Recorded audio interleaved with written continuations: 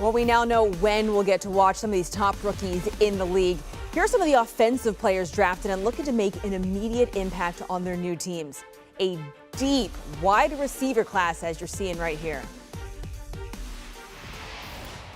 Welcome in now our fantasy football expert, Jamey Eisenberg, starting their week one with the running backs. Breece Hall and the Jets taking on Baltimore. And you have Ken Walker, who's toting the rock when Seattle and Denver get together. What are your expectations for these two rookie running backs, and are they worthy of adding them early to your fantasy team, in your opinion? Well, I hope that we're going to get big offensive performances from them in week one. That's really what we're looking to see, because we're going to find out what happens in training camp. We're going to find out, exactly what their roles are. For Breece Hall stepping into that Jet situation, can he beat out Michael Carter right away? Carter was a very solid rookie last year, but clearly the investment in Breece Hall tells you what the Jets are thinking, that they want an upgrade at that spot. And fantasy managers are going to want to see how he does in that game against Baltimore. So he'll probably be a starter. He is definitely somebody you want to draft as a starter. Probably going to go in that round 3, round 4 range as a number 2 running back, but he's going to have to deliver right away. It's not going to be easy against that Baltimore defense. And then for Ken Walker, it's going to be definitely an offseason to continue to monitor, because what's the quarterback situation going to look like for Seattle? We know that's a big story still going on there for the Seahawks. And then can he beat out Rashad Penny, who was amazing down the stretch last year for Seattle? And what's going to go on with Chris Carson? So a lot still to make of that backfield in Seattle, but if Ken Walker is the starter for that game against Denver, we'll be not far behind Breece Hall in terms of when you're drafting him. Hall will go first, but Walker could be in that round 5, round 6 range if he's a starter for Seattle. All right, moving over to the receivers, we get Drake London versus Chris Olave there in week 1. Other wideouts catching our eye, Treylon Burks against the Giants and Garrett Wilson against the Ravens. These are some of the top receivers in this draft class. Do we expect them to pick right up from where they were in college? Yeah, I was just kind of looking for the first, where they go head-to-head, mano-a-mano for a couple of those guys.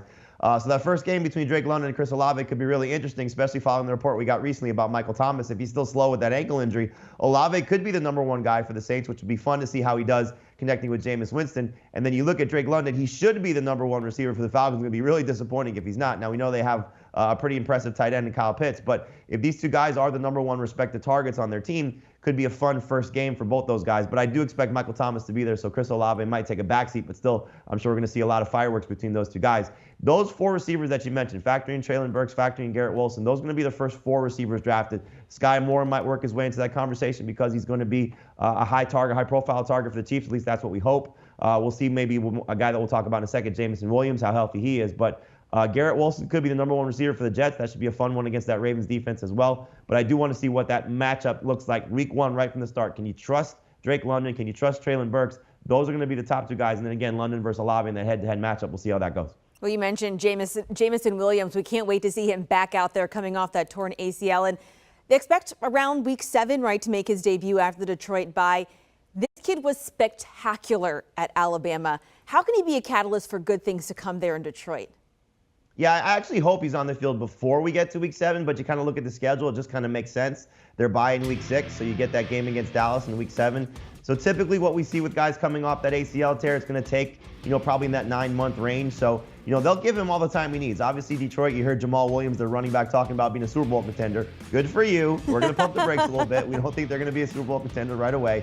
But they do have high expectations, and they need Jamison Williams to be playing at the level he was at for Alabama to get there. But clearly they're going to take their time with their investment. They're not going to rush him back coming off that ACL tear. So I do think we could get a pup list type of situation, maybe even short-term IR. But this week 7 scenario makes a lot of sense coming off his bye week. Now, what kind of player will we be getting right away? That's what we're going to have to wait and see. So hopefully the reports are encouraging for the rest of the summer. Maybe we get the really encouraging report that he's ready in training camp, can get some work in. Maybe he's able to play in week 1. But I do think, again, we're going to see caution with Jamison Williams, a guy that you're going to take toward the back end of your fantasy draft in redraft leagues, but has so much potential, could be a difference maker down the stretch. Very similar to another rookie for the Lions last year, Amon-Ra St. Brown. He was a big difference maker down the stretch in Detroit.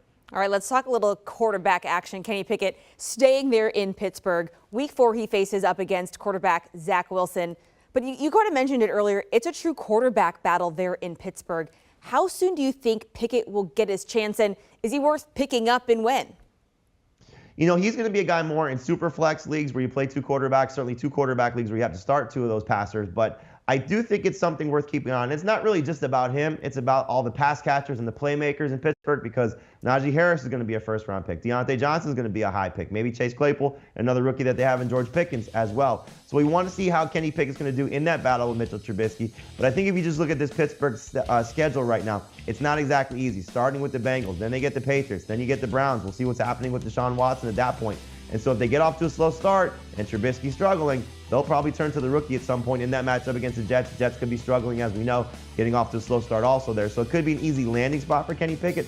But look, this quarterback class isn't going to make a lot of production for fantasy managers right away. I think we're going to see toward the end of the season, maybe Kenny Pickett. Could be also a guy like Desmond Ridder, Malik Willis. We know those guys have the chance to start as well. It's not the greatest situation for the rookie quarterbacks, but you got to look at the one that was drafted in the first round, the guy that has a chance to play right away, and that's Kenny Pickett. So if he doesn't start week 1, this could be the landing spot for him when he gets on the field. If Trubisky's struggling, the Steelers are struggling, he could be the spark that they need in what should be a winnable game against the Jets. A lot to keep our eyes on in the offseason as we get into summer training camps. Thank you so much, Jamey. We appreciate the time.